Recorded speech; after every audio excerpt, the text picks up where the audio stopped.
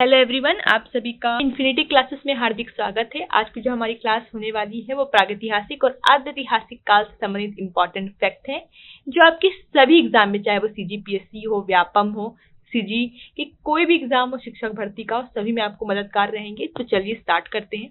इन सभी फैक्ट को आप लोग नोट करते जाइएगा, ठीक है। देखिए, सबसे पहले बात आती प्रागैतिहासिक काल प्रमुख हम साक्ष्यों की अगर बात करें तो सबसे पहले हम पढ़ेंगे पाषाण घेरे। अब आपके दिमाग में आता होगा कि भाई पाषाण घेरे क्या है। तो देखिए, जो भारत जो हमारा, उसमें जो दक्षिण वाला एरिया है, दक्षिणी भारत कहा जाए, ठीक है। तो वहां क्या होता है कि बड़े बड़े पत्थर होते हैं, उससे ढक दिया जाता है। किसको ढक दिया जाता है? जब किसी की मृत्यु होती थी। ये आपके प्रागैतिहासिक काल के समय की बात है, ठीक है। तो उसे ही कहा जाता था आपका पाषाण घेरे या महापाषाण काल, उसी को कहा गया था, ठीक है। तो हमारे छत्तीसगढ़ में भी इसके साक्ष्य मिले हैं। इसमें क्या होता है कि शवों को दफनाते हैं, बड़े बड़े पत्थर ढक देते हैं। और इसकी खोज की बात करें तो 500 से भी ज्यादा स्मारक किसने खोज डाले हैं? प्रोफेसर काम्बले और रामेन्द्रनाथ मिश्र, ठीक है। अब इसके साक्ष्य आपको कोंडागांव में भी मिलते हैं। कोंडागांव का स्पेशली याद रखिए आप लोग, गढ़धनोरा। क्या स्थल आपका? ये बार बार आपका पूछा जाने वाला प्रश्न है, ठीक है ना। ये आपका क्या है? पूछा जाने वाला प्रश्न है आपका, गढ़धनोरा, ठीक है। और आपका याद रखिए रायगढ़ का छोटे पेंडर मुंडा, खरसिया, बालोद का करही बदा, चिचाई, थोड़ा मुझघन कुले, इन सारे ही जगहों को आप लोग को अच्छे से याद करना है। ये सभी आपकी पूछे जाने वाले प्रश्नों में से हैं, ठीक है। अब अगर हम बात करें शैलचित्रों की, तो शैलचित्र के लिए आपका सबसे फेमस आपका रायगढ़ है। सबको पता है ना, रायगढ़ है आपका। इसको कहते हैं हम लोग सिंगनपुर की गुफा। यहाँ पे आपको मानव आकृतियां, सीढ़ी व डंडे के आकार में खेट करता हुआ मनुष्य, कबरा पहाड़, सबसे ज्यादा सर्वाधिक चलचित्र आपको इन्हीं क्षेत्रों से प्राप्त होता है, ठीक है। देखिए, अगर हम सिंगनपुर की गुफा की बात करें तो सबको पता है कि 1910 में एंडरसन ने सर्वप्रथम इसको खोजा था, ठीक है ना। और इसका प्रकाशन कब किया था? 18 में किया था। लेकिन अगर बात की जाए कि प्रकाशन के बाद इसका विस्तृत अध्ययन किसने किया, तो विस्तृत अध्ययन किया अमरनाथ दत्त ने। क्लियर हो गया इतना पॉइंट? हाँ, इसको अच्छे से याद रखिएगा इतना। अब हम चलते हैं बालोद। बालोद में आपका मेन स्थल है चितवा डोंगरी, ठीक है ना। यहाँ से आपको ड्रैगन की आकृति के शैलचित्र मिलते हैं। 27 आपकी शैलचित्र मिलते हैं 3 गुफाओं से, ठीक है। इतना पॉइंट आप लोग अच्छी तरीके से देखिए। देखिए, आपको इमेज में भी दिख रहा होगा, आप देख पा रहे होंगे कि देखिए इस प्रकार की कुल शैलचित्र हैं। ये गुफा है, ये आपके पाषाण घेरे, ठीक है। तो चलिए अब आगे चलते हैं हम लोग। अब हम आपका देखते हैं कि प्रागैतिहासिक कालीन प्रमुख और जो साक्ष्य उनके बारे में, जैसे कि आपका ताम्र लोहयुगीन पाषाण स्तंभ, ठीक है ना। तो ये आपका मिलता है लोहे के औजार, मृदभांड, लोह पात्र यहाँ प्राप्त होते हैं। इसके साक्ष्य आपको कहाँ से मिले हैं? बालोद, करका भाटा, अर्जुनी, करही और चिचारी, सोरठ से, ठीक है ना। और कोंडागांव का गढ़धनोरा तो फेमस है ही भाई, इसको तो याद ही रखना है आप लोग को। अब हम अगला चलते हैं पाषाण युगीन औजार। औजार आपको कहाँ से मिला? एक रायगढ़ का कबरा पहाड़, एक सरगुजा का सीता बिगरा और जोगीमारा। क्लियर हुआ इतना? अब हमने बताया था जैसे कि आप लोग को महापाषाण एक स्थल है हमारा बिलासपुर का मल्हार, सबसे फेमस है, ठीक है ना। इसको अच्छे तरीके से याद रखिएगा। अब हम चलते हैं आपकी कुछ अन्य प्रागैतिहासिक का इन प्रमुख साक्ष्यों की तरफ। तो इनको बहुत अच्छे तरीके से आपको रटना पड़ेगा। जैसे कि आपका रायगढ़ का आपको याद रखिए खैरपुर, सूतीपाट, कर्मागढ़, बसनाझर और अन्य स्थल। देखिए, खैरपुर एक ऐसा स्थल है जहां से प्राप्त शैलचित्र आपका अंधेरे में भी ना चमकते हैं। जैसे कि आप समझिए, जैसे कि नियॉन कलर जैसे अंधेरे में चमकता नहीं है, कुछ उसी प्रकार समझिए आप लोग, ठीक है ना। ये हो गया आपका, ठीक है। अब आता है सूतीपाट, भंवरखोल, यहाँ पशु किसान के आकृति के शैलचित्र मिलते हैं आपके, ठीक है। कर्मागढ़, यहाँ से पाए जाने वाले शैलचित्रों में मानव आकृतियों का भाव है, ठीक है ना। और बसनाझर की बात करें तो यहाँ भैंसा, हाथी, गैंडे से पशुओं का शिकार करते हुए शैलचित्र मिले हुए हैं। अन्य स्थल में देखेंगे भेसगढ़ी, उगना, छापामारा, सिरोली और आपका डोंगरी।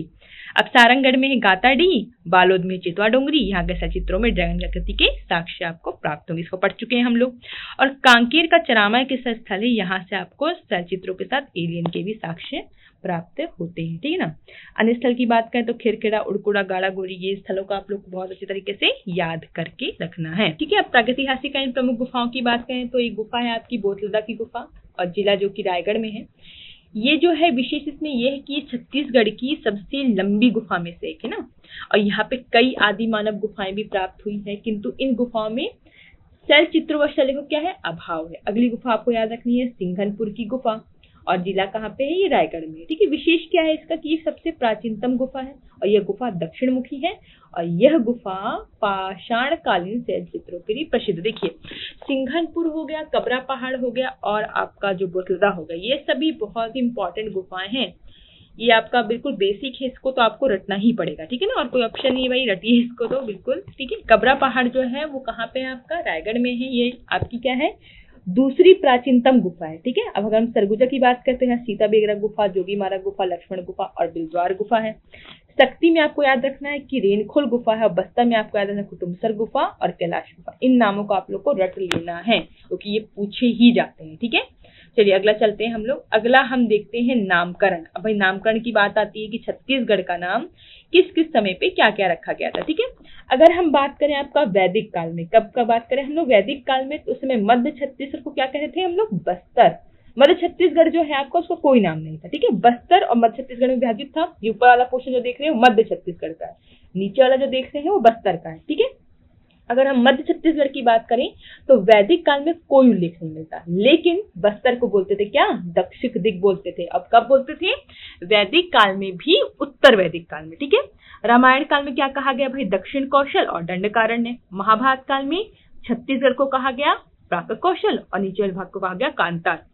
गुप्त काल में आपका दक्षिणापथ और आपका यहाँ पे महाकांतार, और मुगल काल में रतनपुर क्षेत्र।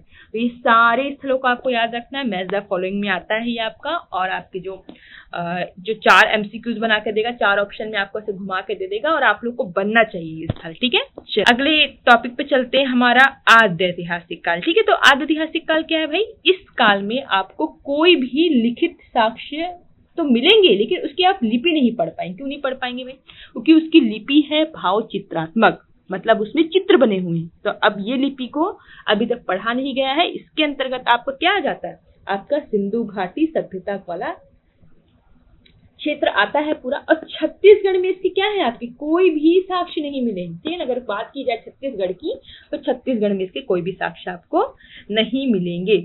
अगर हम देखें आपका, देखिए कि जो भी साक्ष्य आपको मिले हैं ना सिंधु घाटी सभ्यता के, तो देखिए ये कहाँ कहाँ मिले हैं आपका, ये जो ऊपर वाला एरिया दिख रहा है ना आपको, ये है आपका सिंधु घाटी सभ्यता का उत्तरी स्थल। उत्तरी में क्या है, सबसे पहले आपका मांडा है। अगर पश्चिमी सीमा की बात करें तो वहां पे आपका सुक्का गेंडोर है। दैमाबाद दक्षिण में है, और आपका पूर्वी भाग आलमगीरपुर जो है मेरठ साइड है, ठीक है। और आपका छत्तीसगढ़ देखिए, इस समय यहाँ पे कोई ही स्थल प्राप्ति नहीं हुआ है, क्योंकि छत्तीसगढ़ कितना दूर है, वहां पे कोई भी स्थल नहीं मिला है। जितना भी क्षेत्र मिले हैं सिंधु घाटी सभ्यता के, वो इतने में ही सीमित, ठीक है। तो जब हम हिस्ट्री स्टार्ट करेंगे, उसमें हम सिंधु घाटी सभ्यता के बारे में और बहुत डिटेल से समझेंगे कि क्या क्या है, क्या क्षेत्र हैं, कौन कौन से हैं। पर ये जो 4 दिशाओं के क्षेत्र हैं, इनको बहुत अच्छी तरीके से याद रखिएगा, क्योंकि ये बहुत इंपॉर्टेंट है, ठीक है। अभी क्या है, लगातार पहले हम लोग थ्योरी कवर कर लेते हैं, फिर उसके बाद साथ साथ MCQs भी कंटिन्यू करते रहेंगे, ठीक है। चलिए अगले चलते हैं, आगे चलते हैं। तो चलिए फिर आज का जो हमारा सेशन वहीं पे समाप्त हो रहा है। सभी को बहुत बहुत धन्यवाद। इसी प्रकार हमारे साथ जुड़े रहिए। अगर आपको सेशन अच्छा लग रहा है तो जरूर उसको शेयर कीजिए, अपने दोस्तों को बताइए भाई, क्योंकि बहुत इंपॉर्टेंट सेशन है। और अगर आप जल्दी ही हम टेलीग्राम चैनल बना करके सारे PDF भी उसमें प्रोवाइड करा देंगे, ठीक है। चलिए बहुत बहुत धन्यवाद, मिलते हैं नेक्स्ट सेशन में।